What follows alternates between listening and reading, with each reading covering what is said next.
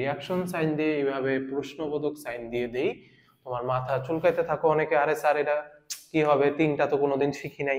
এই বিক্রিয়াকে সমতাকরণ করাটা পর্যন্ত আসে। তো আমার সাথে থাকো, পুরো ভিডিওটা ঠান্ডা মাথায় দেখো এবং লিখো, তাহলে যে জিনিসটা হবে ইনশাআল্লাহ, আমরা ধুপধাপ শুধু এই বিক্রিয়া লিখাই না, ইভেন আমরা সমতাকরণ পর্যন্ত করে ফেলবো এক পলকে।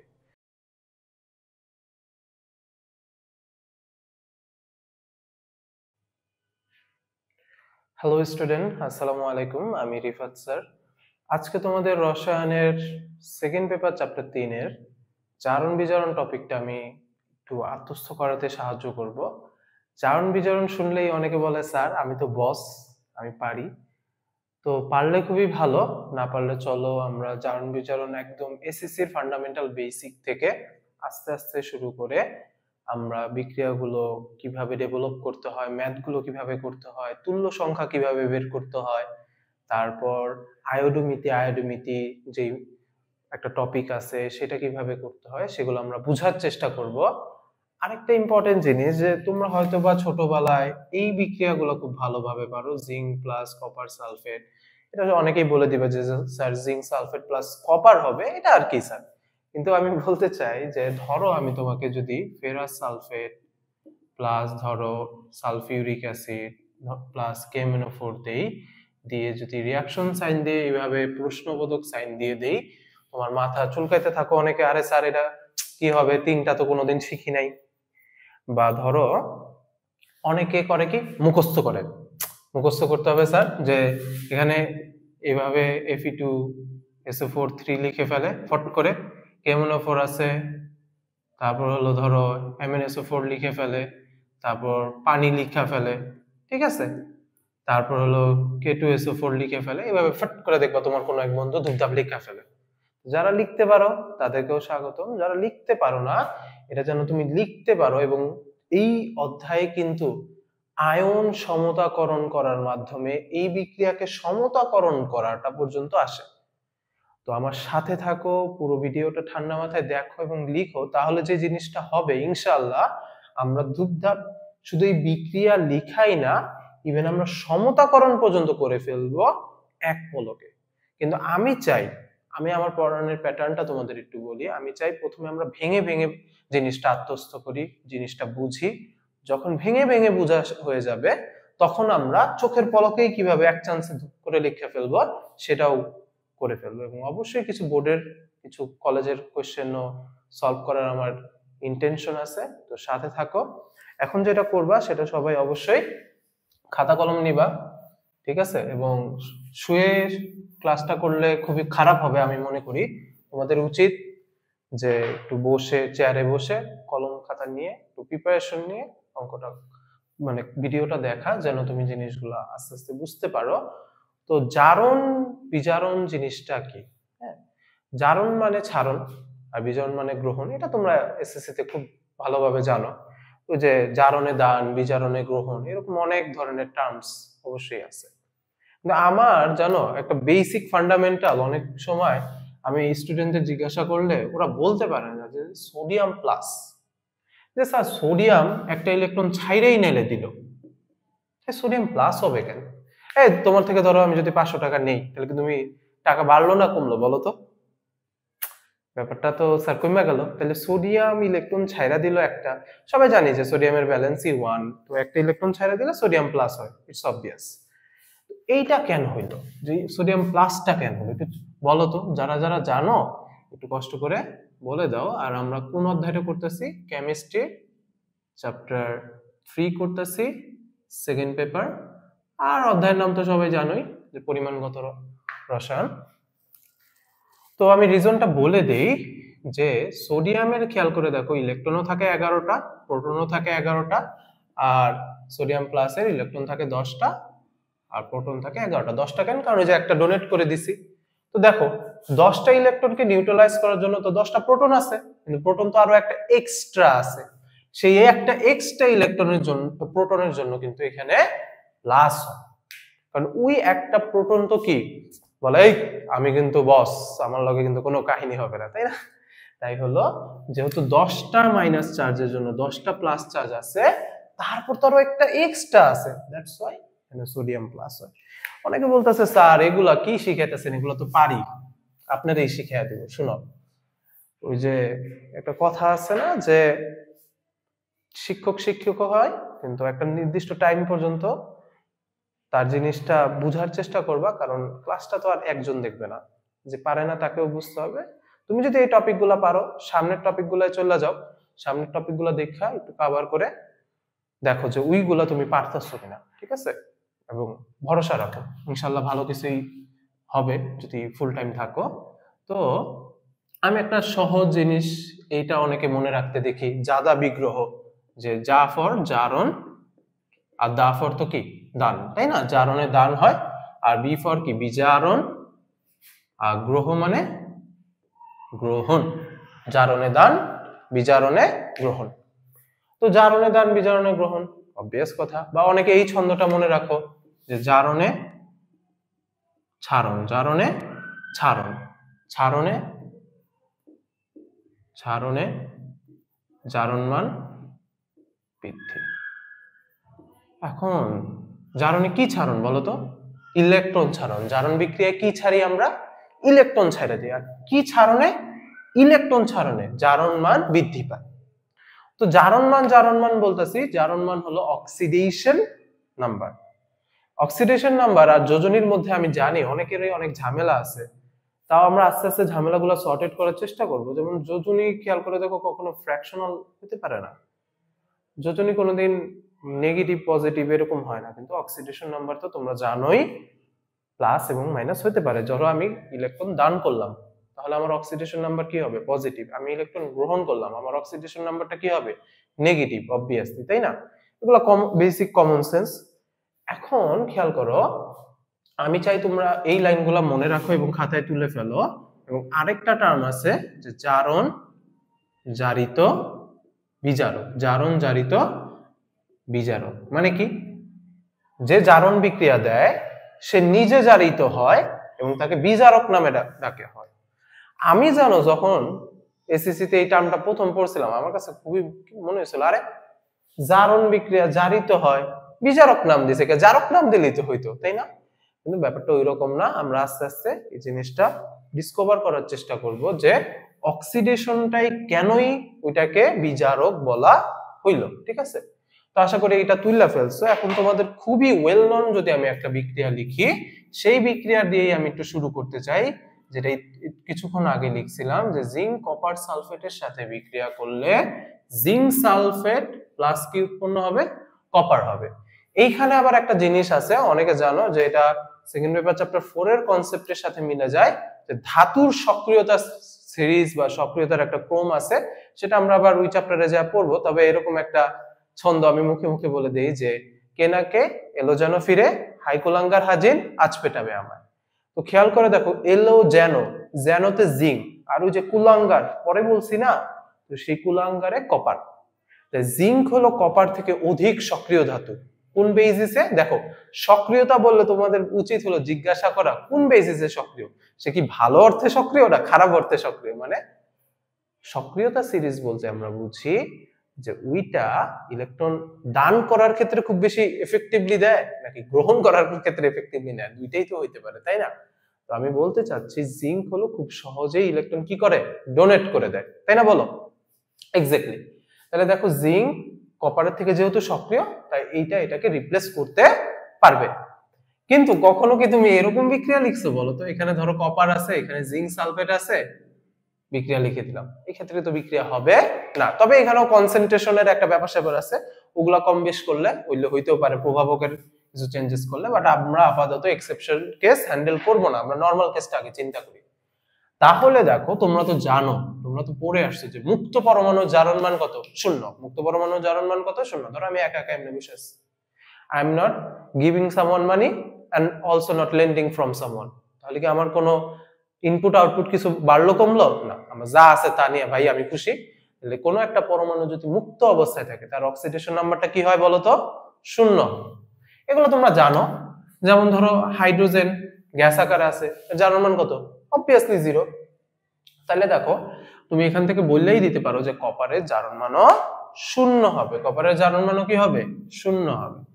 এখন খেয়াল করে দেখো উৎপাদে কপার সালফেট যেটা আছে তোমাদের, ওই যে দেখো যারা শব্দ ফার্স্ট ইয়ারে পড়ো তাদের বলবো এসএসসি চ্যাপ্টার 5 এ একটা যৌগমূলক বা রেডিকেলের একটা ছক ছিল। কি কি ছিল স্যার? হাইড্রোক্সিল ছিল, সালফেট ছিল, কার্বনেট ছিল, নাইট্রেট ছিল, ফসফেট ছিল, ফসফোনিয়াম ছিল, তাই না? বাইসালফেট ছিল, বাইকার্বনেট ছিল, সালফাইড ছিল, এরকম অনেকে ছিল, তাই না? আমি চাই এই যে নামগুলো আমি বললাম, আইদার তুমি একটু গুগল করো, প্রতীকগুলা দেখো। গুগল কেন করতে বলতেছি? আমি তো চাইলেই এখানে লিখে দিতে পারি, এই জন্য বলতেছি একটু সময় স্পেন্ড করো। তুমি যদি সময় স্পেন্ড করো তাহলে তুমি ওই জিনিসটা ইজিলি বুঝতে পারবা, ওই জিনিসটা ঘুরে পেঁচে আসলেও ইজিলি ধরতে পারবা। আমি জানি অনেকের এখনো ওই বিক্রিয়া বা যৌগ লিখতে গেলেই শেষ স্যার। যেমন ধরো অনেকের হঠাৎ করে আমি বললাম যে অ্যালুমিনিয়াম নাইট্রেটের সংকেতটা লাগা, তো অ্যালুমিনিয়াম নাইট্রেট আর নাইট্রাইট বললেই স্যার কি অবস্থা? অ্যালুমিনিয়াম নাইট্রেট বলছি, অ্যালুমিনিয়াম Al, নাইট্রেট কি NO3। এখন আমরা পড়ছি না, বলো অ্যালুমিনিয়ামের যোজনী 3 আর নাইট্রেটের যোজনী কত 1, NO3 যে মাইনাস ছিল, তো যোজনী এক্সচেঞ্জ হয়, এই হলো অ্যালুমিনিয়াম নাইট্রেট।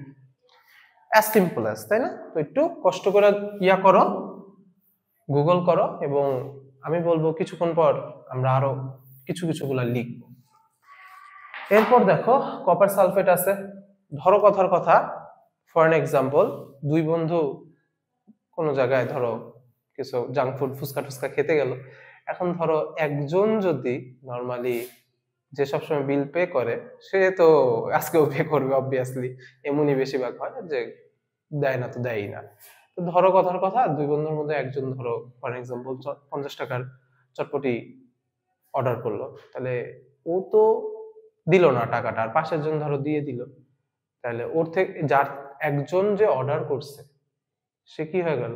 যে টাকাটা দিল না নেগেটিভ হয়ে গেল, আর যে দিল সে পজিটিভ অর্থে হয়ে গেল। ঠিক সেরকমই দেখো কপার সালফেটে SO4 তোমরা কি পড়ছিল 2 সালফেট কি 2 তাহলে সালফেটের এখানে -2, তাহলে কপারের এটা কত হবে +2। কারণ আমরা তো জানি যে স্যার কপারের কিন্তু ব্যালেন্সই কত 1 and 2, তো ব্যালেন্সই 1 and 2 হওয়ার কারণে অ্যাকচুয়ালি চিন্তা করে দেখো যে 1 হবে না 2 হবে। আমি কেমনে বুঝবো? বুঝবো এইভাবে যে সালফেটের যেহেতু -2 তাহলে কপারের +2, অবভিয়াস কথাবার্তা। ও 1 হলে কিউ প্লাস, 2 হলে কিউ প্রিকায়ন আর কি বলা হয়। তাহলে এখানেও সেম -2 +2, তাহলে 0 টাকার মালিক ছিলাম 2 লাখ টাকার মালিক হয়ে গেছি। আর কপার 2 প্লাসের ক্ষেত্রে কি 2 লাখ টাকার মালিক ছিল 0 টাকার মালিক হয়েছে, মানে গরিব হয়ে গেছে। কি কষ্ট। কেউ কপারের লগে দেখা হইলে একটু টাকা পয়সা দিয়ে দিও। আচ্ছা দেখো এখানে যদি আমি জারণ অর্ধবিক্রিয়াটা লিখি, তাহলে জিঙ্ক ছিলাম, জিঙ্ক 2 প্লাসে পরিণত হয়েছি আর 2 মোল ইলেকট্রন ছেড়ে দিছি, আর কপার 2 প্লাস ছিলাম 2 মোল ইলেকট্রন গ্রহণ করে কপারে পরিণত হয়ে গেছি। আমি জানি অনেকে এগুলা পারো, তাও একবার চর্চা করে নেই যেন আমরা বড় কমপ্লেক্স গুলা গেলে একটু ইজিলি সর্টেড করে চলে যেতে পারি।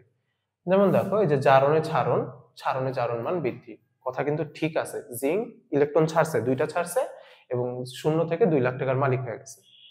তাহলে এই বিক্রিয়া জিঙ্ক কি ধরনের বিক্রিয়া দিছে বলো? জারণ বিক্রিয়া। কি ধরনের বিক্রিয়া দিছে? জারণ বিক্রিয়া। এখন যদি হঠাৎ করে স্যার তোমাকে জিজ্ঞাসা করে এই জারণ বিক্রিয়া কাকে বলে বলতো ক্লাসে, পারবা না। যে বিক্রিয়ায় কোনো একটা মৌল বা মূলক ইলেকট্রন দান করে তাকে জারণ বিক্রিয়া বলে, অবভিয়াস, সহজ কথা। এবার খেয়াল করো জারণ জারিত বিজারক। দেখো এই ওয়ার্ডটায় আসার আগে আমি চাই ফর এন এক্সাম্পল, ধরো তুমি আমাকে চিনো না, ঠিক আছে? এখন তুমি কোনো একটা জায়গায় দেখছো আমাকে রোডে একজন মানুষের লাগে, তুমি পুরো ঘটনা জানো না, বাই দ্য ওয়ে ঝগড়া করতে, তাহলে তোমার আমার প্রতি কি এক্সপ্রেশন থাকবে বলো? এই লোকটা অনেক ঝগড়ুটে, এটা এটা একটা খারাপ লোক, অবভিয়াস, তাই না? ওইখানে সিচুয়েশনটাও জানার একটা বিষয় আছে, বাট যদি ফ্রেমটাকে আমরা চিন্তা করি, how M I gonna treat with others, তুমি তো আমাকে সেই নামেই ডাকবা, খারাপ ব্যক্তি হয়তো, তাই না? বা আমি কারোর সাথে ভালো আচরণ সবসময় করলে তুমি হয়তো আমাকে বলবে না এই লোকটা ভালো। ঠিক সেরকমই দেখো এখানে জিঙ্কের জারণ মান 0 ছিল, 2 লাখ হয়েছে, +2 হয়েছে আর কি, 2টা ইলেকট্রন ছেড়ে দিয়েছে, কপার 2 প্লাস 2 মোল ইলেকট্রন গ্রহণ করে কপার ধাতুতে পরিণত হয়ে গেছে। এখন ও ছাড়ছে, ও গ্রহণ করছে অবভিয়াসলি। তাহলে জিঙ্ক জারণ বিক্রিয়া দিছে, জিঙ্ক নিজে জারিত হইছে, জিঙ্ক কপার 2+ কে কি করছে তাহলে বিজারিত করছে না? আবার বলি, জিঙ্ক জারণ বিক্রিয়া দিছে, জিঙ্ক নিজে জারিত হইছে, কপার 2+ কে কি করছে বিজারিত করছে। যেহেতু কপার 2+ কে জিঙ্ক বিজারিত করছে, দেখো বিজারিত করেছে কাকে? মাইনসেকে, মানে কপার 2+ কে। তাই আমরা তো ওরে বিজারক নামেই ডাকবো, তাই না? এক্স্যাক্টলি। দেখো, তাই আমরা জারণ জারিত বিজারক ডাকি, কারণ জিঙ্ক নিজে জারণ বিক্রিয়া দিছে, নিজে জারিত হইছে, কপার 2+ কে বিজারিত করছে, তাই আমরা জিঙ্ককে বিজারক নামে ডাকবো।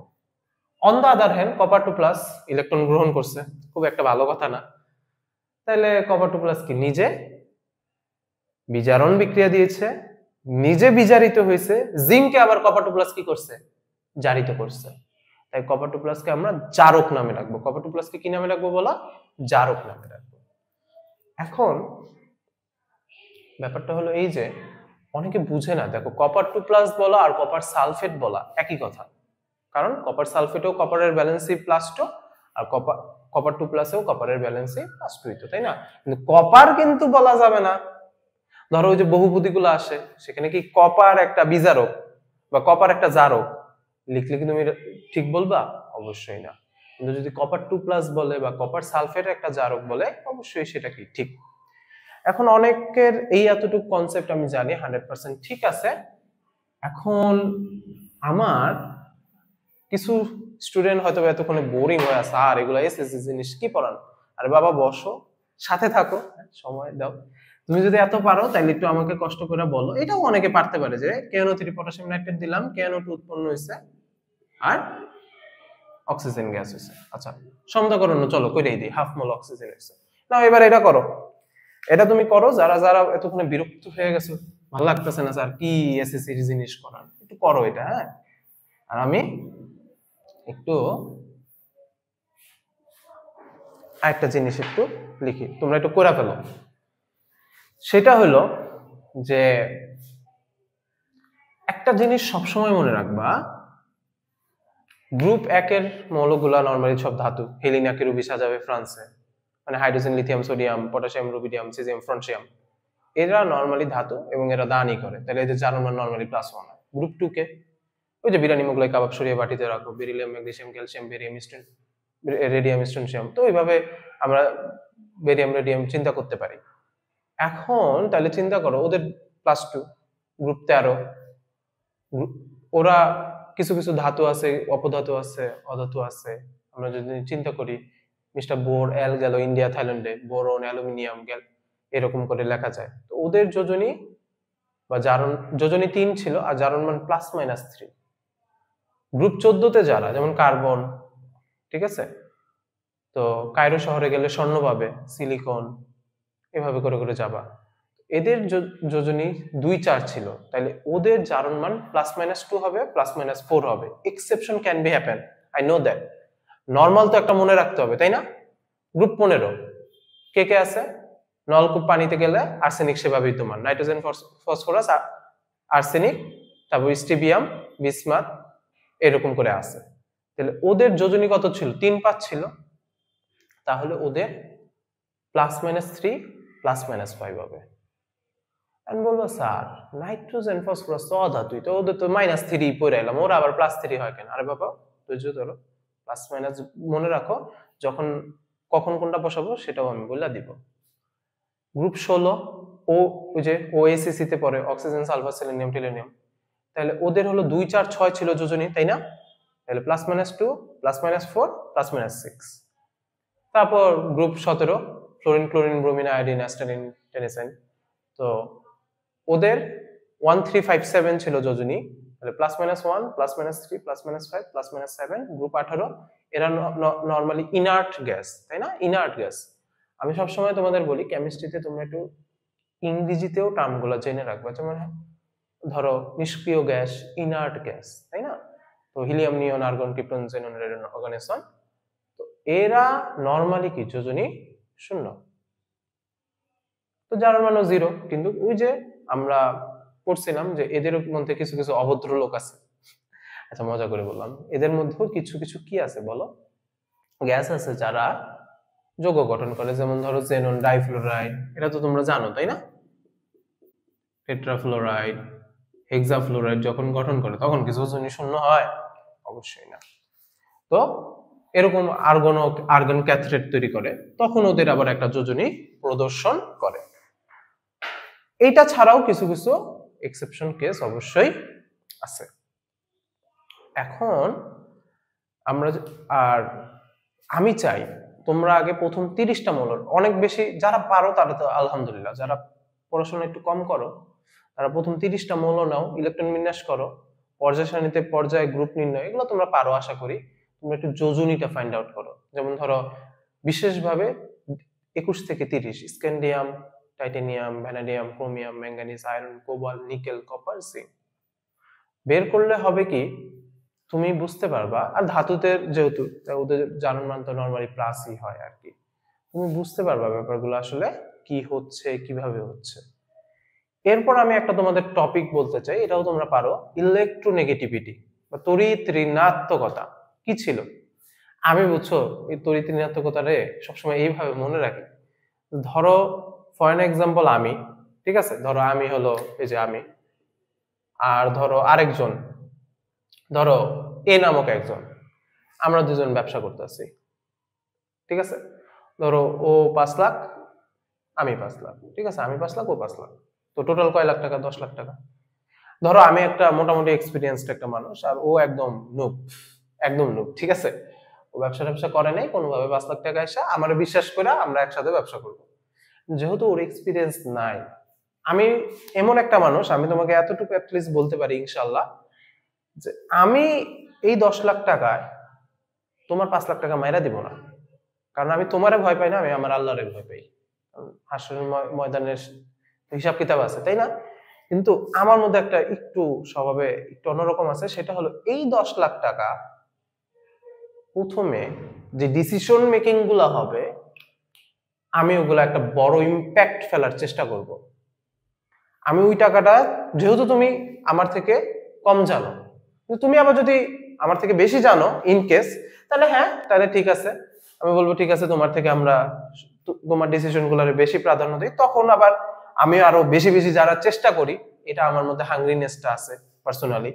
তো ঠিক সেরকমই এই 10 লাখ টাকায় ধরো এই মানুষটা কম জানে, আমি বেশি জানি ব্যবসার আইডিয়া, আমি করব কি একটু বেশি ডিসিশন মেকিং এ যাব, বা কোথায় ইনভেস্ট করা উচিত, কার সাথে ডিলে যাওয়া উচিত, এগুলো করার চেষ্টা করব।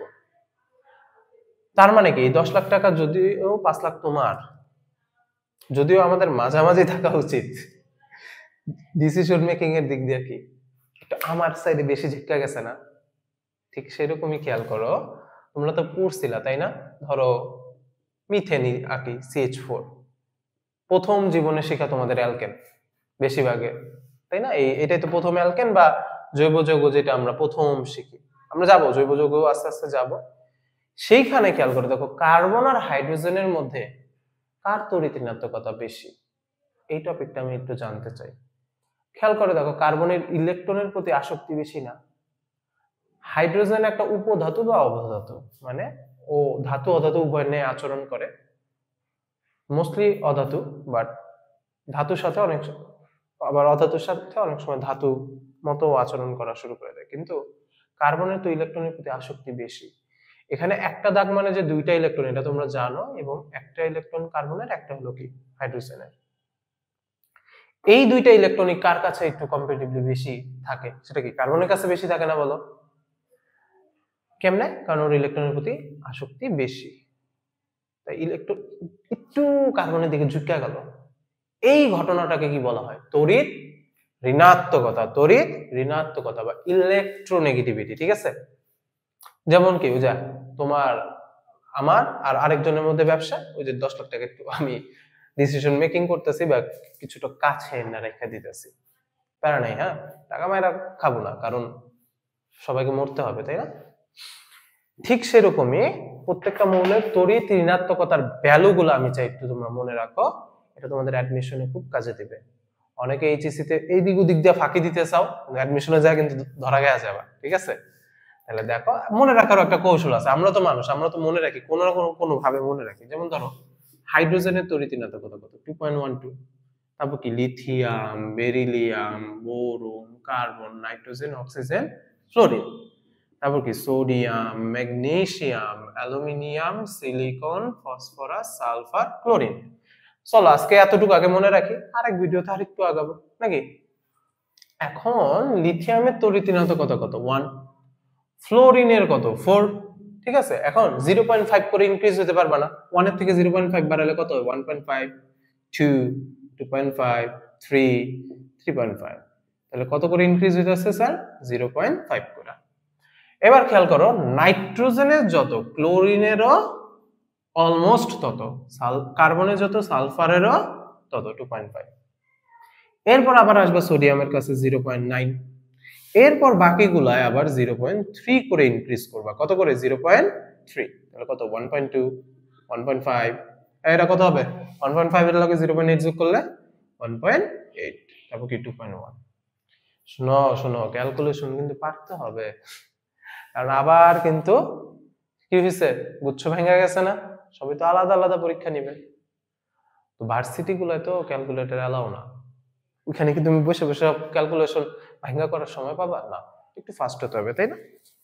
এবং এখানে আমি জানি, শোনো আমি জানি যে কিছু ভ্যালু প্লাস মাইনাস হয়েছে, কিন্তু আমার তো সব স্টুডেন্টের প্রথমে মনে রাখাতে হবে।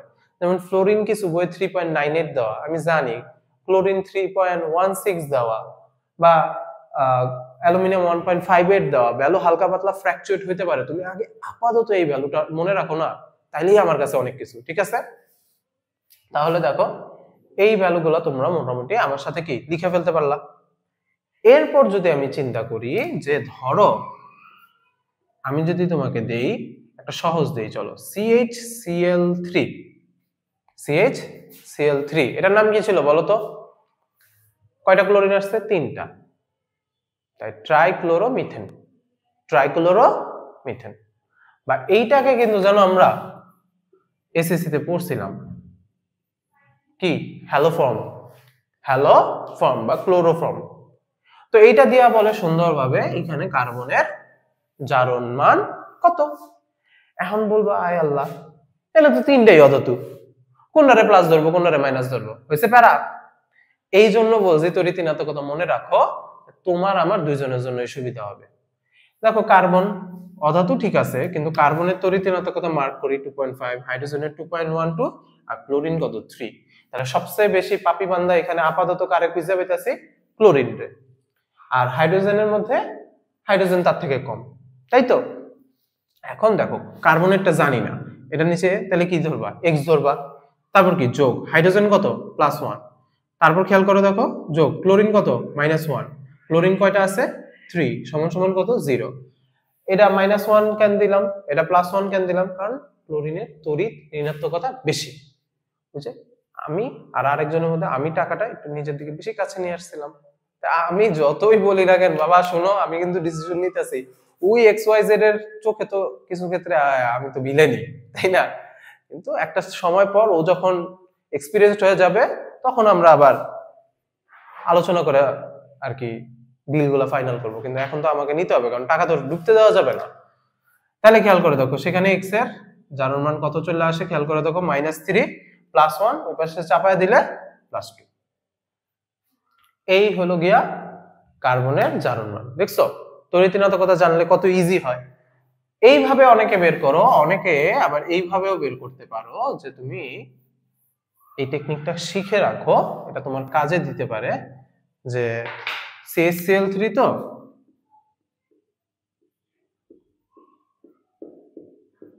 এইভাবে চিন্তা করা শিখো। এসএসসি তে তুমি এইভাবে পড়ছো, ইন্টারে সবগুলো এইভাবে করতে পারবা না। তোমার স্ট্রাকচার আঁকা শিখতে হবে, তোমার ব্যালেন্সের উপর ভালো দক্ষতা থাকতে হবে। আমি সময় নিচ্ছি যেন তুমি জিনিসটা পারো, ঠিক আছে। তাহলে খেয়াল করো, এই যে কার্বন আর ক্লোরিনের মধ্যে এই দুইটা ইলেকট্রন কার দিকে বেশি চলে যাবে, ক্লোরিন। এই দুইটা ইলেকট্রন কার দিকে বেশি চলে যাবে, ক্লোরিন। এই দুইটা ইলেকট্রন কার দিকে বেশি চলে যাবে, ক্লোরিন। কিন্তু কার্বন আর হাইড্রোজেনের মধ্যে মনে আছে কার তড়িৎ-ঋণাত্মকতা বেশি ছিল, কার্বনের বেশি ছিল না। তাহলে এই ইলেকট্রনটা কার দিকে চলে আসবে, কার্বনের দিকে চলে আসবে। তাহলে খেয়াল করে দেখো, 3 দিকে কার্বনের উপরে জুলুম হয়েছে, কিন্তু একদিকে তো কার্বন নিজে হাইড্রোজেনের উপরে জুলুম করছে, তাই না?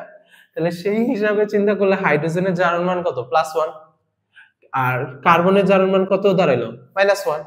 কিন্তু এই কেসটা আবার যদি আমি চিন্তা করি এই কার্বন আর ক্লোরিনের মাঝে, তাহলে হাইড্রোজেন আবার কত হয়? +1, ক্লোরিন কত হয়? -1। আবার এই কেসটা চিন্তা করলে এই কার্বন আর ক্লোরিন কত? -1, কার্বন কত? +1, তাই +1 আর একটা +1, তাহলে +2। অনেকে বলতেছো কেমনে চিন্তা করতেছেন স্যার? ওই যে একটু আগে লিখছি কার্বন 2.5 ক্লোরিন 3, একটু পিছনে যায় দেখানো। আবার কার্বন আর ক্লোরিনের মধ্যে এগেইন ক্লোরিন কত? -1, তাহলে কার্বন আবার কত? +3। তাহলে কোন একটা মৌল একই সাথে +3 আর -1 তো হওয়া পসিবল না। তাহলে কি হয়? তাহলে হইল গিয়া +3 আর -1 এর ইয়া করলে কত দাঁড়াইলো? +2। এটাই তো আসছে, এটাই আসছে না বলো? এইভাবে করা শিখো, ঠিক আছে? এবং তুমি চাইলে যেই কোনো মৌলর এইভাবে যদি ভাঙ্গা আকার করা শিখো, যেই কোনো মৌলের যেই কোনো অংশে জারণ মান দুবদাব বের করতে ইনশাআল্লাহ পারবা। এখন যারা এগুলা পারো, এটাও বুঝছো, যাদের কাছে কোনো সমস্যা হয় নাই, তাদেরকে আমি বলবো যে একটু কষ্ট করে সোডিয়াম থায়োসালফেটের সংকেতটা আমাকে বলতে পারবা? অনাদ্র সোডিয়াম থায়োসালফেট, ঠিক আছে? সোডিয়াম থায়োসালফেট Na2, একটু শিক্ষা নাও, S2O3, Na2S2O3। এইখানে আমি তোমার কাছে জিজ্ঞাসা করছি সালফারের অক্সিডেশন নাম্বার কত? এটা লয় তো স্যার গ্যাঞ্জাম। আর যারা পারো তারা তো ভালো। এইটা যদি আমি করতে চাই, সোডিয়াম কত? +1, গুণ কত? 2, সালফার কত জানি না, 2x, আর অক্সিজেন তো অবশ্যই বেশি, -2, গুণ কত? 3, সমান সমান কত? 0। তাহলে সেই ক্ষেত্রে কত আসতেছে? x +2 আসতেছে, আই গেস 2 -6, 2 দিয়া ভাগ করলে +2ই আসে। তাহলে সালফারে তো +2 আসতেছে। তোমার যদি অপশনে এইরকম দেওয়া থাকে যে +2, +4, +6 or something 0, তাহলে তুমি +2 দিয়ে আসতে পারো। কিন্তু কিছু সময় এই সোডিয়াম থায়োসালফেটে সালফারের অক্সিডেশন নাম্বার বের করা খুবই কমন একটা কোশ্চেন। কিছু সময় এইভাবে দেওয়াটা থাকে না। তাহলে কিভাবে দেওয়া থাকে স্যার?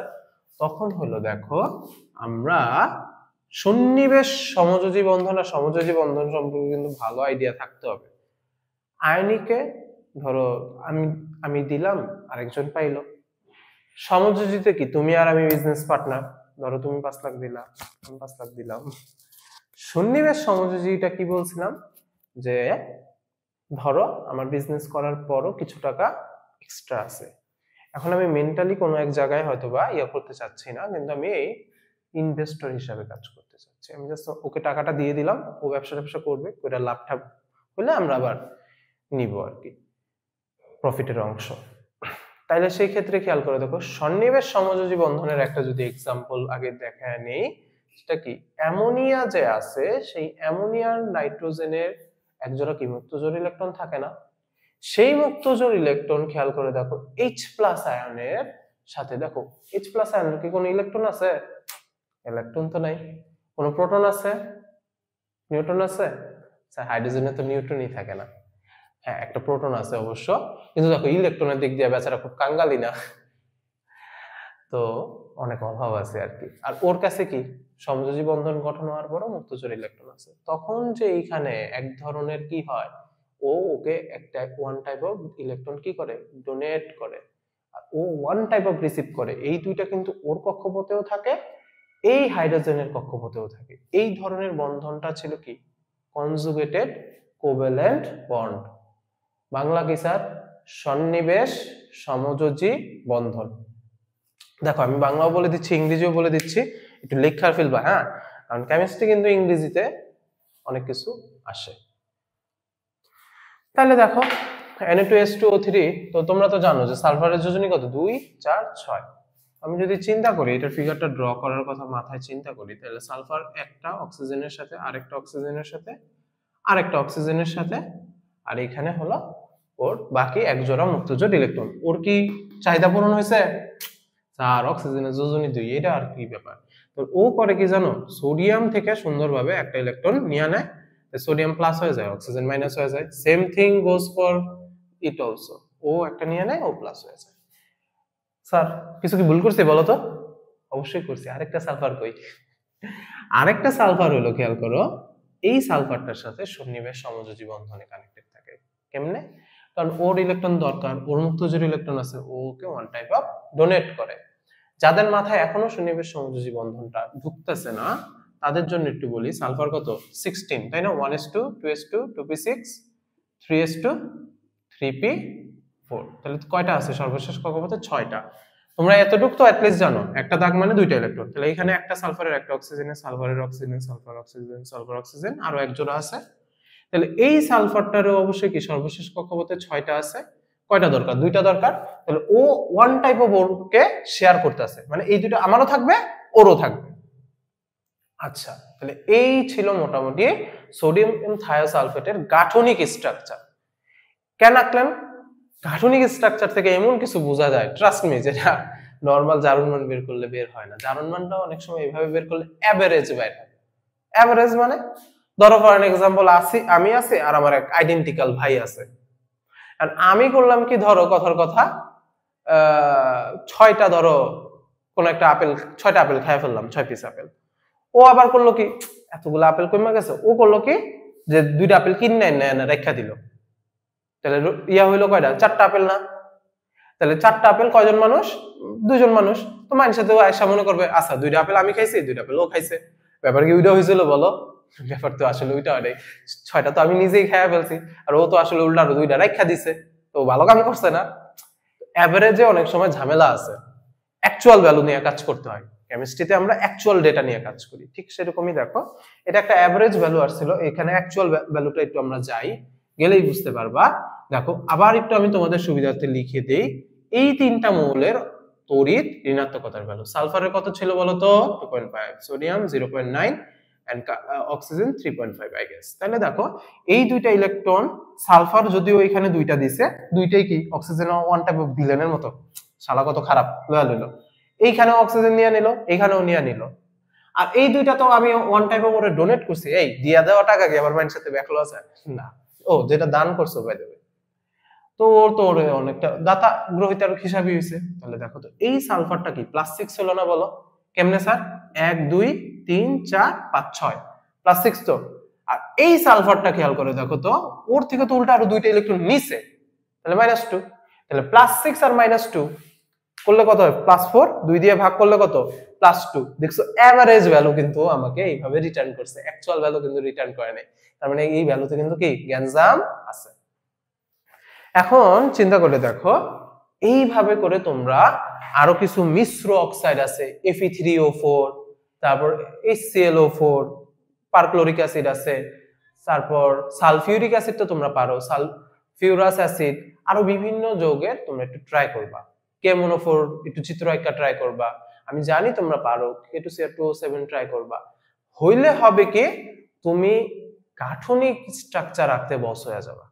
সেটা আমাদের জন্য অবশ্যই হেল্পফুল হবে, কোন একটা জায়গায় যায় ওইটা ইনশাল্লাহ দেখতে পারবা। তাহলে এই এতটুকু বোঝা গেল, তাই না?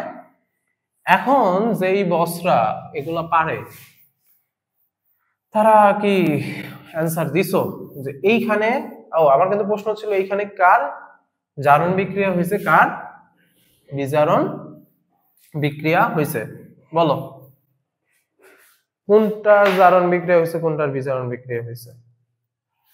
সেটা হলো, দেখো আমি চলো লিখি তোমাদের সাথে, পটাশিয়াম +1, অক্সিজেন -2, তাহলে নাইট্রোজেন বের করলে কত আসছে? +1। আরে আমি জানি, তাও একটু বাইর করতেছি, যারা পারে না চলো তাদের জন্য আর কি। x +5, তাহলে এখানে নাইট্রোজেনের জারণ মান +5, এখানে अगेन পটাশিয়াম +1, অক্সিজেন -2, তাহলে ও কত? +3 আসে।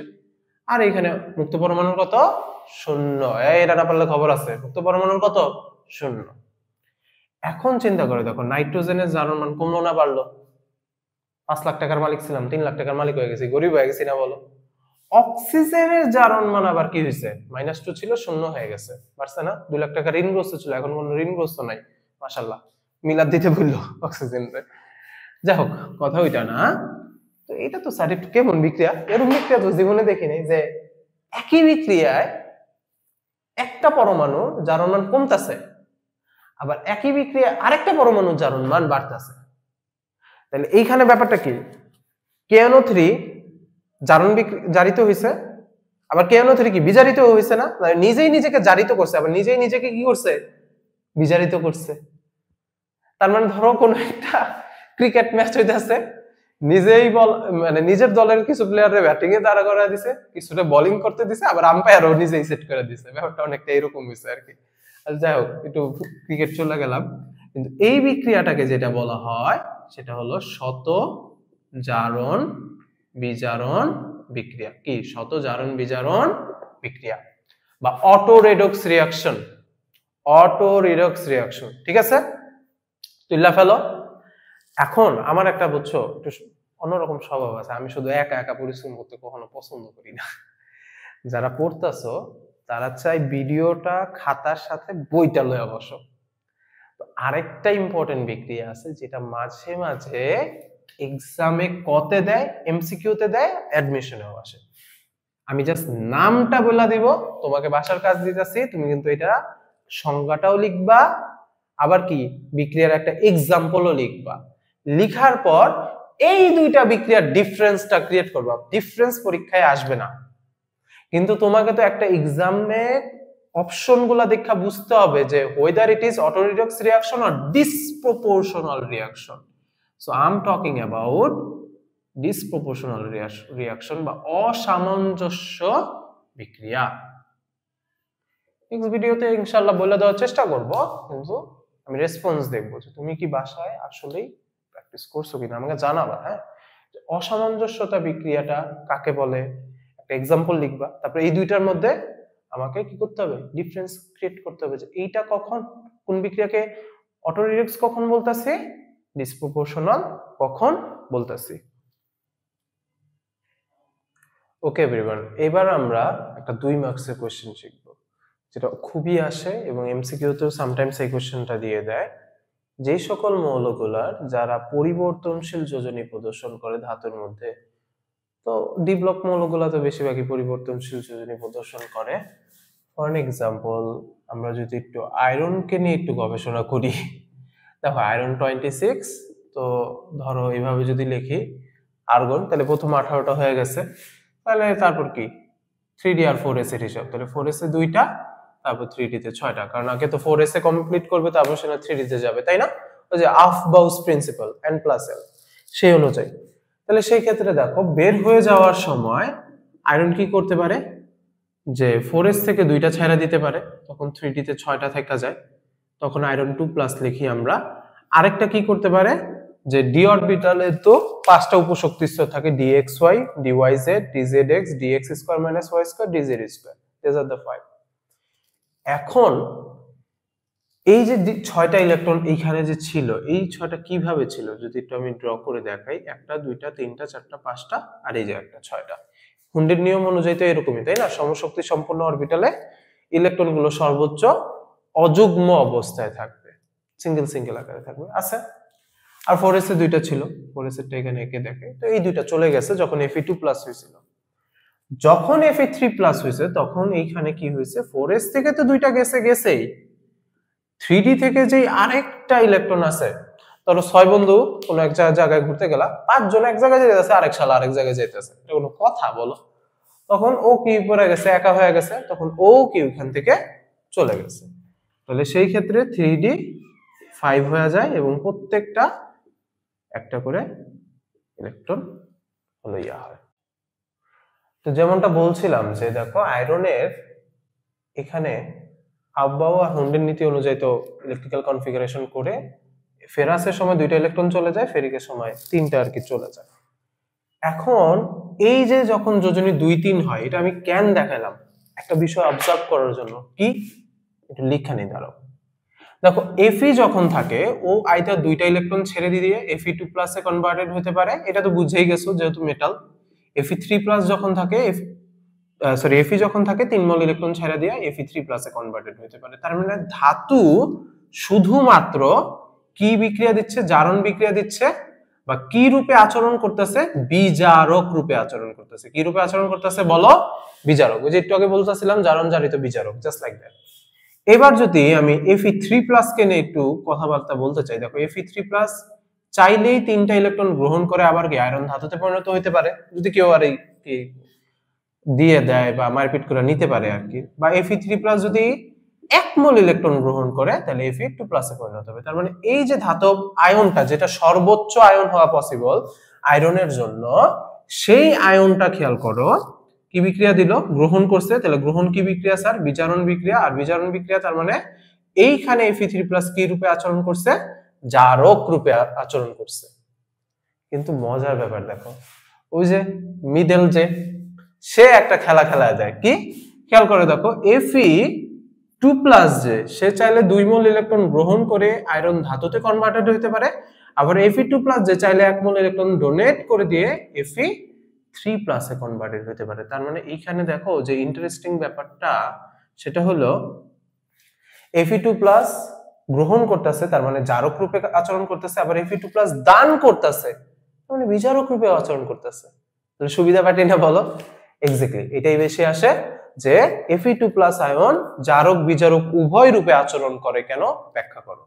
তখন ডেফিনেশন লিখবা, মাঝখানে রেগুলার বিক্রিয়াগুলো অবশ্যই দিবা, তারপর হলো এই ঘটনাটা এক্সপ্লেইন করবা যে 2 মোল ছাড়ছে, 1 মোল গ্রহণ করছে, এভাবে।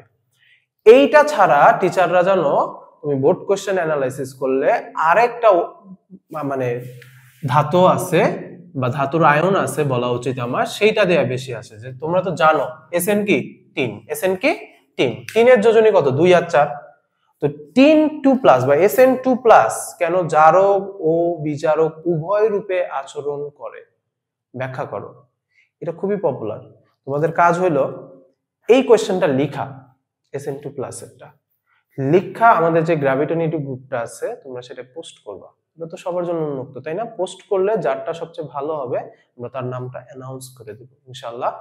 এবং একটা দুয়ে কিভাবে সাজাইতে হয় এটা ইমপ্যাক্ট ফেলাও। কারণ ধরো 3-4 পড়তে পড়তে তোমরা ক খ বলে পারো না, কিন্তু ক খতেও তো 15 মার্কস থাকে, তাই না বলো? এবং একটা খাতা যেটা 50-তে 50 বা 49 পায়, আমি 49 পাইছি, এটা আমার ব্যর্থতা, 1 মার্কস কেটে দিছে কিছু একটা, কিন্তু 49 পাইছি।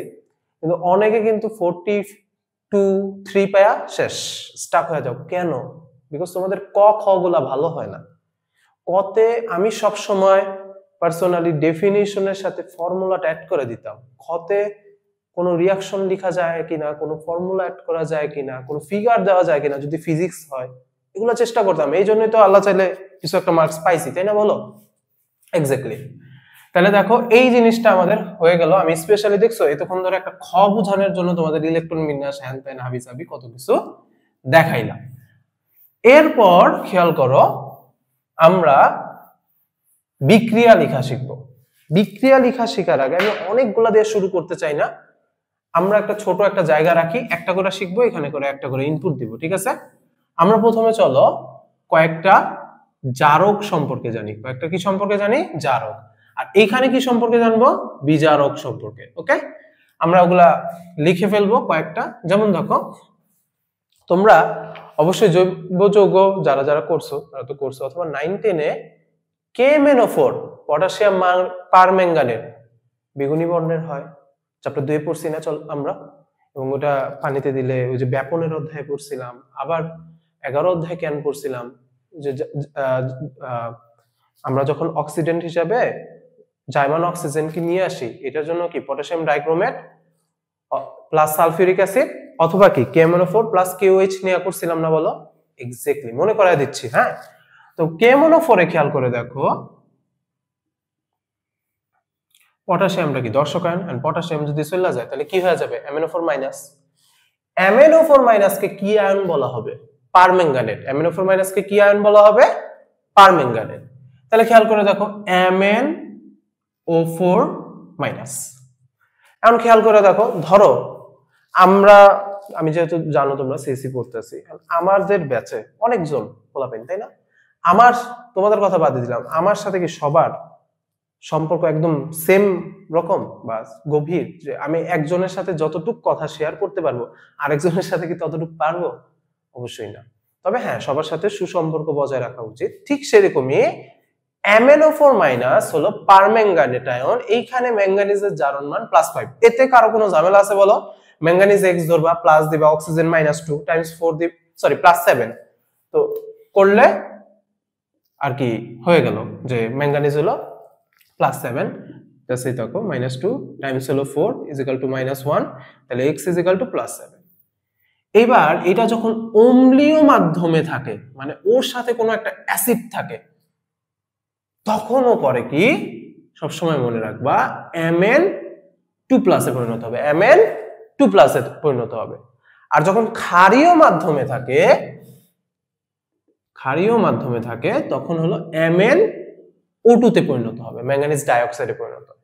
কিন্তু তুমি প্রথমটা সব সময় মনে রাখবা, কারণ এইচএসসি তে তোমার প্রথমটা অনেক আসে, ঠিক আছে? আপাতত একটু এইচএসসি টা ভালোভাবে মনে রেখে নাও। অ্যাডমিশনের জন্য যারা এখন থেকেই প্রিপারেশন নেওয়া শুরু করতেছে, আমি তো পরেরটাও লিখে দিছি। কেন লিখে দিছি? তোমার এখন থেকেই আস্তে আস্তে আত্মস্থ করা উচিত।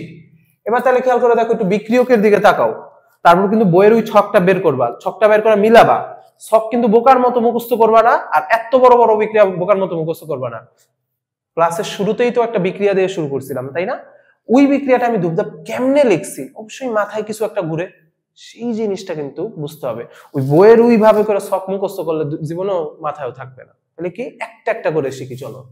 তাহলে ম্যাঙ্গানিজের এখানে জারণ মান প্রথমটায় +7, উৎপাদে যায় +2, তার মানে কি 7 লাখ টাকার মাল লিখছিলাম, বাস খাইছি 2 লাখ টাকা আছে, কয় লাখ টাকা হারাই গেছে? 5 লাখ।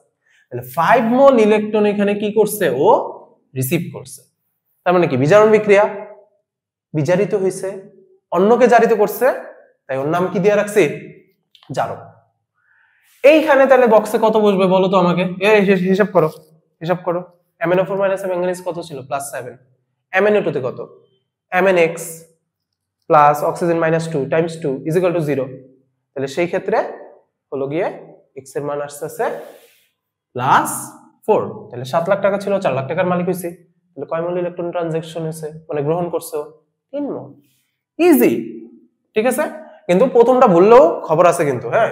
আর অনেকে আবার জিজ্ঞেস করবে, স্যার এখানে আপনি -1 কেন দিয়েছেন? কারণ বাবা এখানে MnO4 মাইনাস, তাহলে এখানে তো মাইনাস দিতে হবে এক্স্যাক্টলি। আর ওগুলো 0 কেন দিচ্ছিলাম?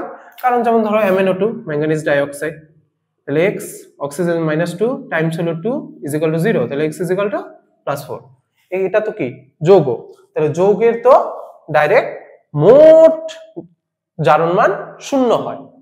কিন্তু যেটা কি আয়নের জারণ মান হয়, যেমন ধরো সালফেট SO4 2-, সেখানে যদি আমি সালফারের জারণ মান বের করি, সালফার নিচে x প্লাস অক্সিজেন -2 টাইমস 4 = কত? ওই পাশে তো -2 দিতে হবে, তাই না? আবার যদি আমি ধনাত্মক কোন একটা আয়ন নিই NH4+, তাহলে নাইট্রোজেন x প্লাস হাইড্রোজেন কত? +1 টাইমস কত? 4, ওই পাশে যা +1, তাই না? Just like that. তো যেই আয়নটা থাকে সমান সমানের ওই পাশে তো সেই জারণ মানটাই বসাইতে হয়।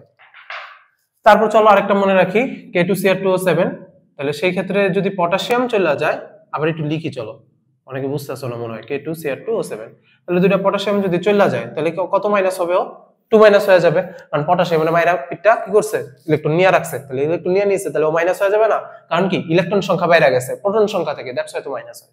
তাহলে খেয়াল করে দেখো Cr2O7 2-, এটা কিসে পরিণত হয়? এটা আমি একটাই আজকে শিখাবো, ঠিক আছে? কারণ এতগুলা শিখালে পরে তোমরা যাইবা বুঝলা, পরে বলবা স্যার কিচ্ছু পারি না, এটা কোনো কথা বলো? তাহলে ডাইক্রোমেট আয়ন থাকলে, চলো উচ্চারণ করি, উচ্চারণ করে শিখতে হবে, নাহলে তুমি নাম ধরে ডাকবা কিভাবে? তুমি ধরো আমারে বুঝাইতে চাইছো স্যার ওইটা কোনটা ভাই? Cr2O7 2-, ডাইক্রোমেট আয়ন থাকলে 2Cr3+। ওকে, চলো এখানে হিসাবটা সেরা নেই। -2 টাইমস 7 = কত? -2, তাহলে x কত? +6। এখানে তো বোঝাই যাচ্ছে x কত? +3। তাহলে এখানে একটা ক্রোমিয়ামের জারণ মান +6, দুইটা ক্রোমিয়ামের 6 দুগুণা কত? 13 না? 12 মজা করলাম, 12। আর এখানে একটা ক্রোমিয়ামের 3, তাহলে দুইটা ক্রোমিয়ামের কত? 3 × 6, তাহলে +6। 12 লাখ টাকা ছিল, 6 লাখ টাকা আছে, আমরা 6 লাখ টাকার একটা বিশাল বড় ধাক্কা খাইছি। তাহলে 6 মোল ইলেকট্রন অ্যাকচুয়ালি কি হইছে? পূরণ করছে। এই তো ইজি, তাই না? এইটা হয়ে গেল, ঠিক আছে? আমরা এই দুইটা আপাতত 100% ভাবে কিন্তু মনে রাখতে হবে।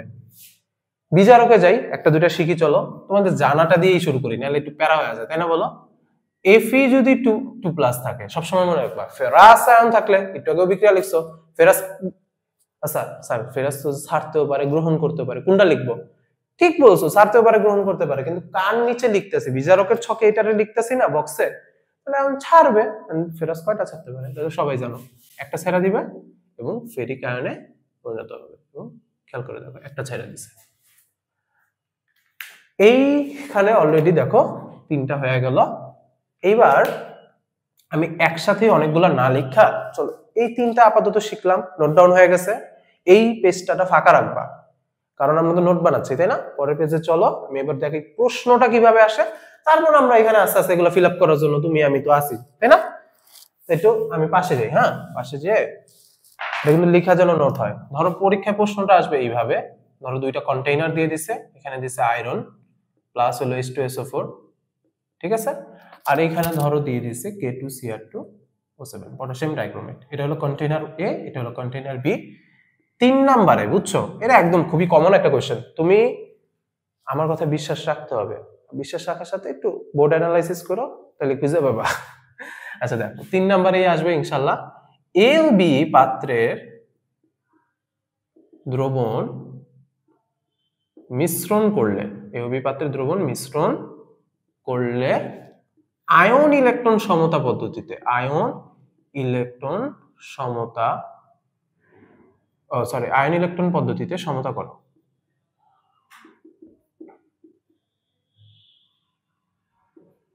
পদ্ধতিতে সমতাকরণ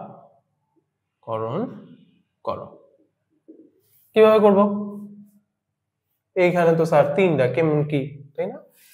ঠান্ডা ছোটবেলা পড়াইছি না যে ধাতু প্লাস অ্যাসিড কি বিক্রিয়া করে কি উৎপন্ন করে? লবণ প্লাস হাইড্রোজেন গ্যাস। ধাতু হিসাবে কি আছে কন্টেইনার এতে?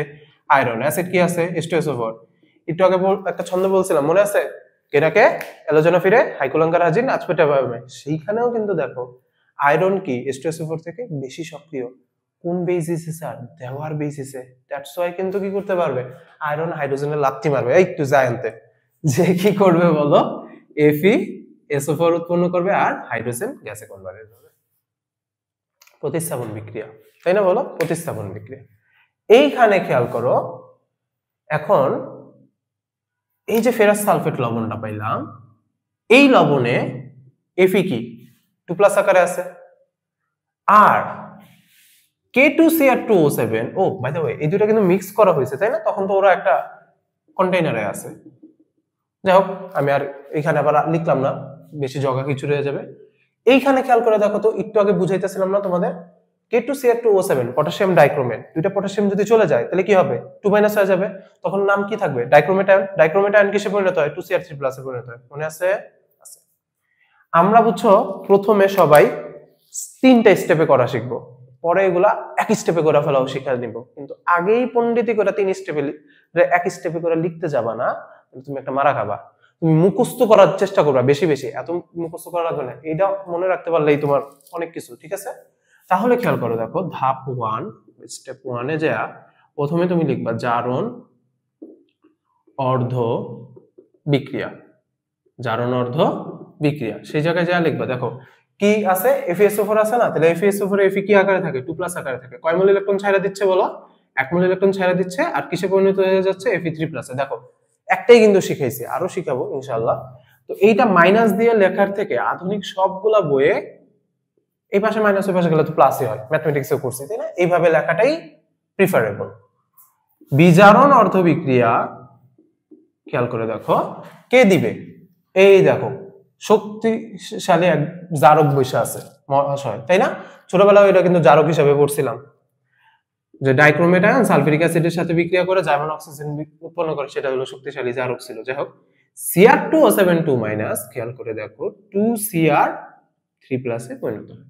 তাহলে সেই ক্ষেত্রে মনে আছে না, এখানে এটা তো লিখেই রাখছি, তাহলে কয় মোল ইলেকট্রন ট্রানজাকশন হয়েছিল? 6 মোল। এই এতটুকু কি বোঝা গেছে একটু বলো তো, নাকি কোনো ঝামেলা আছে? ঝামেলা থাকলে বলতে হবে, তাহলে আমি কমেন্টে উত্তর দেওয়ার চেষ্টা করবো ইনশাল্লাহ, কারণ ঝামেলা রেখা তো এর আগে যাওয়া যাবে না। এরপরের স্টেপ দেখো, যদি তোমরা বুঝে যাও ধাপ 2, ঠিক আছে? আচ্ছা আমি এইটা একটু মুছে দেই, এটা তো তোমরা বুঝছো তাই না? এই Fe2+ টা হঠাৎ করে কইতে লয়ে আসলাম, আমদানি করি নাই কিন্তু। আয়রন ছিল, সালফিউরিক অ্যাসিড ছিল, বিক্রিয়া করছে, FeSO4 উৎপন্ন হয়েছে। সেই FeSO4 এ Fe কি 2+ আকারে আছে না, আমি FeSO4 ওইখানে লিখতে পারি, Fe2+ ও লিখতে পারি, কিন্তু যেহেতু আয়ন ইলেকট্রন সমতা পদ্ধতিতে করতে বলছে, তাই আমাদের দর্শক আয়নগুলোরে টাটা বলতে হবে। মানে কি? মানে ধরো কথার কথা আমি ক্রিকেট খেলা দেখতে গেছি, তাহলে আমি যে দেখতে গেছি, আমি যদি নাও বসে থাকি তাও কি, ধরো কথার কথা বাংলাদেশ বনাম ইন্ডিয়া খেলা হচ্ছে, খেলা কিন্তু হবে। আবার আমরা যদি সবাই বসে থাকি তাও খেলা হবে। তো আয়ন ইলেকট্রন সমতাকরণ পদ্ধতিতে ব্যাপারটা অনেকটা এইরকম, আয়ন বাদে যে দর্শক আয়ন বা স্পেকটেটর আয়ন যাদের বলা হয় তারা চলে যাবে। মেইন যারা যাদের জারণ হবে বা বিজারণ হবে তারা শুধু বসে থাকবে। এই জন্যই তো কি FeSO4 থেকে SO4 রে টাটা বললাম, K2Cr2O7 থেকে পটাশিয়াম রে বললাম ভাই তুই জাগা। তাহলে কে থাকতেছে? Cr2O7 ডোমেনাস থাকতেছে। ওকে, তাহলে দেখো এইটা তো বুঝাই গেছে। এইখানে একটা কথা আছে কি, সমতাকরণ করো। ছোটবেলায় সমতাকরণ কেমনে করতা মনে আছে না? ওই ছোটবেলার টেকনিকে আমি এটা একটু মুছে দিলাম। দেখো এইটাকে আমি 1 নং বিক্রিয়া দিলাম, এটাকে 2 নং বিক্রিয়া দিলাম। তো 1 নং বিক্রিয়াটাকে আমি 6 দ্বারা মাল্টিপ্লাই করব, আর 2 নং বিক্রিয়া কিছু দ্বারাই মাল্টিপ্লাই করব না। কেন? কারণ এখানে খেয়াল করে দেখো 6 মোল ইলেকট্রন যদি ডোনেটই না করে, ও 6 মোল কেমনে রিসিভ করলো ভাই? তাহলে সেই ক্ষেত্রে খেয়াল করো যে 6 মোল তো ডোনেট করতে হবে, তাহলে ওকে 6 দ্বারা মাল্টিপ্লাই করে দেই। তাহলে দেখো সুন্দরভাবে লিখি, 6 মোল Fe2+ রিঅ্যাকশন সাইন 6 মোল Fe3+ প্লাস 6 মোল ইলেকট্রন। 2 নং বিক্রিয়ার জন্য Cr2O7 2 6 মোল ইলেকট্রন রিঅ্যাকশন সাইন 2Cr3+। ঝামেলা আছে কোনো সমস্যা হয়েছে? Hopefully not. এইখানে 2 নাম্বার স্টেপে এসে একটা কাহিনী আছে, বুঝছো? সমতাকরণ করলেন স্যার, ইলেকট্রনের করলাম, পরমাণুর করতে হবে না। যেমন এখানে 6 মোল Fe আছে, এখানে 6 মোল Fe আছে, প্যারা নাই। এখানে ধরেন 2 মোল ক্রোমিয়াম আছে, 2 মোল ক্রোমিয়াম আছে, প্যারা নাই। কিন্তু অক্সিজেন কি বাবা বাড়ি চলে যাবে? অবশ্যই না।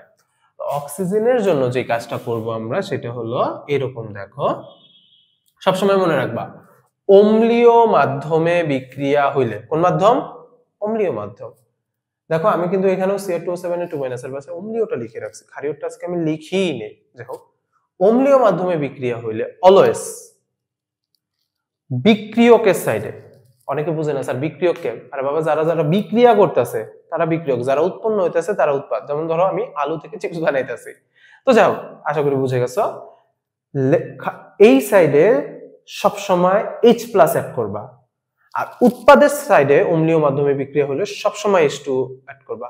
এটা মোটামুটি ফিক্সড, এটা আমার পড়ানোর টেকনিকে সব সময় ফিক্সড, ঠিক আছে? তাহলে এই পাশে H+ আর এই পাশে আমরা কি অ্যাড করব? H2O। স্যার এটাও তো সমতাকরণ করতে হবে, কেমনে করবা? অক্সিজেন কয়টা আছে? 7টা। তাহলে 7টা আছে, তাহলে এই দিকে H2O এর আগে কত লাগাবা? 7 লাগালে খেয়াল করে দেখো 7 দুগুণে কত হয়ে যায়? 14। তাহলে 14 সুন্দরভাবে এখানে কি আমি 14 লিখে দিতে পারি না? অবশ্যই পারি, বলো। এই দেখো ধাপ 2 হয়ে গেল। ধাপ 3 আমি এখানে শুরু করে লিখা ফেলি। ধাপ 3 এ এসা সোজা বাংলা কথা, এই যে ব্র্যান্ড নিউ দুইটা রিঅ্যাকশন লিখছি, হাফ রিঅ্যাকশন, এই হাফ রিঅ্যাকশন দুইটারে সাম করে দিব। আমি আর লিখলাম না, মানে কথাটা লিখলাম না, ডাইরেক্ট করে দিই। চলো তাহলে কিভাবে করব? 6 মোল Fe2+ প্লাস Cr2O7 2 প্লাস, দেখো এই 6 মোল এই 6 মোল কাটাকাটি যাবে, এটা ওই পাশে গেলে মাইনাস হয়ে যাবে, কাটাকাটি চলে যাবে। তাহলে কে থাকবে? 14H+ plus 6Fe3+ plus 2Cr3+ plus 7H2O। This is the reaction. এরপর দেখো এটার অ্যান্সার হয়ে গেছে। মাঝখানে খালি তুমি বাংলা লাইনগুলো লিখে দিবা যে ও 1 মোল ছাড়ছে, ও 6 মোল গ্রহণ করছে, 1 নংকে 6 দ্বারা, 2 নংকে কিছু দ্বারা না, কিন্তু সমতাকরণ করার জন্য বিক্রিয়ক H+ উৎপাদক H2O, তারপর 3 নম্বর ধাপে এসে সব যোগ করে ফেলছি। দেখছো কত সিম্পল, কত সিম্পল না বলো? দেখছো ইজিলি, কিন্তু দেখো 3টা এই পাশে আছে, ওই পাশেও কিন্তু 3টা আয়ন আছে, পেরে গেলাম। এরপর আমি এখানে কিন্তু অ্যান্সার থামায় দিলে হবে, এরপর আরেকটা ধাপ করতে পারলে বেটার, না করতে পারলে সমস্যা নেই, তবে এটা আমাদের সামনে তো শিখতেও হবে, তাই আমি এখানে একটু শিখায় দেই যে এই হিসাবটা আমরা কিভাবে করি। আমরা এখন স্পেকটেটর অ্যাড করব। বা ধরো ক্রিকেট খেলা হইতাছে, অবশ্যই কি জানো ক্রিকেট খেলায় দর্শকেরও কিন্তু মাঠে একটা প্রেসার থাকে, তাই না বলো? তো স্পেকটেটর অ্যাড করে আমরা পুরো বিক্রিয়াটা দেখলে তখন একটু পরিপূর্ণ মনে হবে। মানে কি, এইখানে দেখো Fe2 প্লাস আছে, ওর পার্টনার হিসেবে কি একটা মাইনাস আনতে হবে। এখানে মাইনাস আকার আছে, পার্টনার হিসেবে প্লাস আনতে হবে। এখানে প্লাস আছে, মাইনাস আনতে হবে, অবভিয়াস কথাবার্তা। তাহলে দেখো Fe2 প্লাস আছে, তাহলে ওর পার্টনার হিসেবে মাইনাস কারে আনবো? সালফেটে আনবো। মনে আছে ওই যে সালফেটের ফালায় আসছিলাম, সালফেটটাই রাখ দাও, সমস্যা কি? তাহলে Fe আছে, SO4 আছে, স্যার Fe যোজনীয় 2, SO4 এর যোজনীয় 2, তাহলে FeSO4। ওকে, আর সামনে কত আছে? 6, তাহলে আল্লাহর নামে এখানে 6 লিখে দাও, শেষ। তারপর কি আছে? Cr2O7 2 মাইনাস, এন্ড প্লাস হিসাবে তো অনেক আয়ন আছে, কিন্তু আমার প্রশ্নে কি আছে? পটাশিয়াম, তাহলে আমি পটাশিয়াম আনবো। এই খেয়াল করবা 90% টাইমস প্রশ্নে পটাশিয়াম দিয়ে দেয়। আমি কিন্তু দেখছি টেস্টে কিছু কিছু টিচার খুব সুন্দরভাবে পটাশিয়ামের জায়গায় সোডিয়াম মেরা দেয়, তখন পোলা পায় না ওই যে মুখস্থ বিদ্যা পটাশিয়াম লিখে আসে, এটা কিন্তু ঠিক না, তাই না বলো? তখন সোডিয়াম কিন্তু দিতে হবে, তাই না? তো আপাতত প্রশ্নে যেহেতু আমি পটাশিয়াম দিয়ে করাচ্ছি, তাই কি এখানে K2Cr2O7 হবে। দেখো তো এটার আগে কিছু আছে? কিছু নাই, তাহলে এখানেও আমি কিচ্ছু লিখবো না। এরপর দেখো 14H+, শোনো H+ তো এই জায়গায় তুমি দর্শক আয়ন হিসেবে Cl ও নিয়ে আসতে পারো, তাহলে এই Cl হয়ে যাবে। তুমি SO4 ও আনতে পারো, তাহলে H2SO4 হবে। কিন্তু দেখো আমাদের প্রশ্নে কি সালফিউরিক অ্যাসিড দেওয়া আছে না, আর আমি সবসময় সালফিউরিক অ্যাসিড দেওয়াই প্রিফার করি। এটা ছাড়াও করা যায়, কিন্তু এটা প্রিফার করার একটা কারণ আছে, হিসাব কিতাবের সুবিধা হয়। কি সুবিধা একটু পরে বলতাছি, তুমি নিজেই বুঝবা, কারণ তোমার অবশ্যই বুদ্ধি আছে। দেখো H2SO4, আর দেখো সামনে কত আছে? 14। চলো 14 লিখে দিই। 14 লিখলে হবে? হবে না। কেন? কারণ 2 যেহেতু H2SO4 এর এই জায়গায় আছে, আমার টোটাল তো 14 থাকতে হবে। তাহলে আমি এখানে আসলে কত লিখবো? 7 লিখবো। 7 টাইমস 2 কত হয়? 14 হয়। এই দেখো, আমি কি এই হিসাব আবার উলট পালট করতে পারবো? না, ওটা করা যাবে না, তাহলে তো ভুল হয়ে যাবে। তাহলে দেখো আবার রিঅ্যাকশন সাইন কে কে আছে? Fe3+ আছে। এবার কিন্তু খেলা আছে, দেখি Fe তো প্লাস, মাইনাস হিসাবে কারে আনবো? এইখানে মনে করে দেখো তো, মাইনাস হিসাবে কারে নিছি? দুই জায়গায় কিন্তু মাইনাস হিসাবে সালফেটরেই নিছি। যেন আমার ওই পাশে যায়, যে আমি যদি এখানে ধরো ক্লোরিন নিতাম, তাহলে ওই পাশে যা কি হইতো? তাহলে একটা হিসাবের জটিলতা সৃষ্টি হতে পারতো। আবার এমনিও তো এখানে সালফিউরিক অ্যাসিড দিয়েই দিছে, তো সালফেটই তো নেওয়া ছিল, তাই আর কি দুই জায়গায় সালফেটই নেওয়া হয়েছে। তো দেখো এইখানে Fe3+ আছে, তাহলে ওইখানে যায় কি FeSO4 হবে। এইবার খেয়াল করে দেখো, এখানে আয়রনের যোজনী কত? 3, এখানে সালফেটের যোজনী কত? 2। যোজনী এক্সচেঞ্জ পারি আমরা? পারি। তাহলে কি হবে এখানে? Fe2SO4 3। দেখছো ফেরিক সালফেট সংকেত হয়ে গেছে, কত ইজি, কিছু মুখস্থ করে আসছে না। এবার দেখো সামনে কত আছে? 6। এখানে কি 6 আছে বলো? এই যে Fe2SO4 সামনে 6 হইছে? হয় নাই তো, কত আছে? 2। তাহলে এখানে কত লিখলে 6 হবে? 3 লিখলে 6 হবে, 3 লেখা দিবা। আচ্ছা ওই পাশে জায়গা নেই, এই পাশে লিখি চলো। Cr3+, अगेन ক্রোমিয়াম লিখবা, ক্রোমিয়াম প্লাস, দর্শক আয়ন হিসেবে কি নিব? সালফেটই নিব, ওই পাশে তো সালফেটই নিয়ে আসছি। তাহলে SO4, তাহলে ক্রোমিয়ামের কত? 3, সালফেটের কত? 2, Cr2SO4 3। এই হলো হিসাব। এখন অনেক গাধা আমি পাই যারা এখানেও 2 বসায় দেয়। কেন বসাবা? তোমার এখানেও 2 আছে, এই যে 2টা আছে, তাহলে এখানে কিছু লেখা লাগবে না? না লিখলেও তো ওই যে বাই ডিফল্ট 1 থাকে না বলো? তাহলে 1 টাইমস 2 তো 2ই হয়। আর 7 মোল পানি, 7 মোল পানি। এইখানে কি কিছু অ্যাড করা লাগবে বলো? না, কারণ পানি তো নরমালি নিষ্ক্রিয় যৌগ, তার মানে সেক্ষেত্রে তো ইয়া হচ্ছে না। এখন আরেকটা বাকি আছে। এখন দেখো আমি কি যেহেতু সমতাকরণ করতেছি, আমি কি আবার সবাইকে গণা শুরু করে দিব? না, আবার শুরু গণার কোনো দরকারই নেই। তাহলে এত কষ্ট করে 3 ধাপে কইরা 4 নাম্বার ধাপে যাওয়ার কোনো দরকার ছিল? তাহলে আমরা খালি যাদের যাদের নতুন অ্যাড করছি তাদের কাউন্ট করব। নতুন কাদের কাদের অ্যাড করছেন স্যার? সালফেট 6 মোল, সালফেট 7 মোল, 6 7 13 মোল। এই পাশে সালফেট দেখি তো কত? 3 3 9, আর এদিকে কত? 3 9 3 12। তাহলে সালফেট রাইট সাইডে উৎপাদে এখনো কয় মোল বাদ আছে? 1 মোল বাদ আছে। আর দেখো এখানে 2 মোল পটাশিয়াম নিয়েছিলাম, এখানে কোনো পটাশিয়াম আছে? তাহলে কি হবে?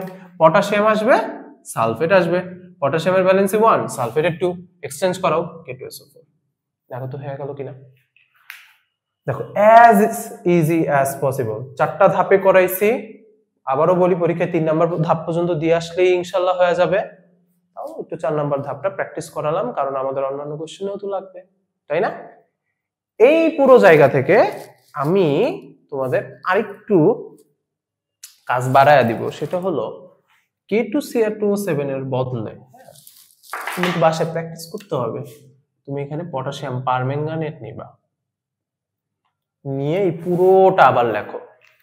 এটা তো কি তুমি আমি একসাথে করছি না, এবার তোমার একটা একা একা করতে হবে না, নাইলে সমস্যা হয় কি, বলে স্যার আপনি যদি পরীক্ষা দিয়ে দিতে পারতেন ভালো হতো। পরীক্ষা আমি কেন দিয়ে দিতে পারলে ভালো হতো জানো? কারণ তুমি এই ভিডিওটা খালি দেখছো, ওই যে লিখা ফেলছি, দেখা দেখা সব বুঝা ফেলছি, স্যার ফাটায় ফেলছি, কিন্তু বাসায় তো আর প্র্যাকটিস করি নাই। পরীক্ষার হলে যায় কি আর ওই হিসাব কিতাব মিলতে চায়? মিলে তো না। কারণ কি, তুমি তো ভিজুয়ালাইজই করো না নিজে একা একা, আমার সাথে শুধু করলে হবে না। এইভাবে পড়াশোনা আসলে হয় না। তাহলে আমি আশা করবো, দেখো আমি অনেকগুলা বিক্রিয়া বা অনেকগুলা এই বক্সে এই জন্য লিখাই নাই যেন তোমার আগেই টপিকটা অনেক কঠিন মনে হয়। তুমি আগে 3টা মুখস্থ করো, ভালোভাবে মুখস্থ করো, বুঝো, তারপরে যে 3টা দিয়া 3টা যে বড় বড় বিক্রিয়া লেখা যায়, তুমি জীবনে প্রথম ইউজড হচ্ছে যে 3টা বিক্রিয়ক থাকলে কেমনে বিক্রিয়া লেখে। দেখছো বিক্রিয়ক 3টা, উৎপাদ কয়টা আসলো? 4টা। আবার সমতাকরণও করছি। আমাদের সাথে থাকো, হ্যাঁ সাথে থাকো, আস্তে আস্তে আমরা এইটা 4 ধাপে আইসা লিখছি। তোমার মনে হয় অ্যাডমিশনে আমিও 4 ধাপে আইসা লেখা লেখা, এত সময় আছে অ্যাডমিশনে? নাই, টু বি ভেরি অনেস্ট নাই। আমরা আস্তে আস্তে শিখবো এক চান্সে লেখা এবং সমতা সহ লেখা। তো যেটা কাজ দিয়েছি সেগুলো কিন্তু করতে হবে। এবং কোথায় দিবা? গ্রুপে দিবা। কোনো সমস্যা হলে জানাবা, কমেন্ট করতে পারো। ভালো থাকো সবাই, আসসালামু আলাইকুম।